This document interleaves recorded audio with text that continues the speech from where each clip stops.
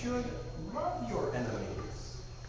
And you've heard it said that if you have power, you're supposed to control other people and tell them what to do and be mean to them. But he says, I say to you, that's not the way to be at all. You're supposed to be kind and loving. This is the way God wants you to live. And not only did he teach people how to do it, but he said, I'm going to show you how to do it. So when Jesus' enemies came to do terrible things to him and to kill him, do you know what he did? He did. He said, this isn't what I have in mind, but I'm going to only respond with kindness. Did he say mean things to them? No. He did say nice things to them, didn't he? And I wonder how they felt after he said nice things to them. They were really surprised, weren't they? Yeah. And Jesus says, I'm telling you this, and that's kind of the way sheep are sometimes. Because when a sheep, this sheep right here, this sheep has pretty long hair, doesn't it? Really long hair. So it needs to have its hair cut, right?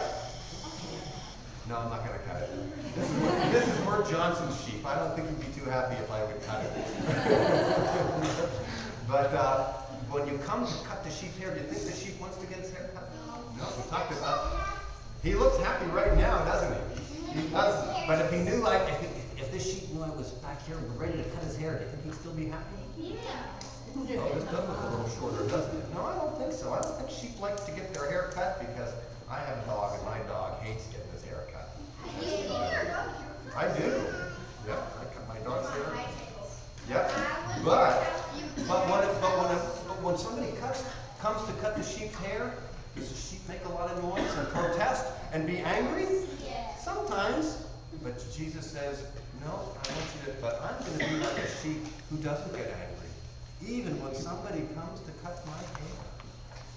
Even when somebody comes to do mean things to me. So I have a question for you all. Is anybody ever mean to you? Oh, you're How about you, Joanna? Brothers are mean, yes? Brothers?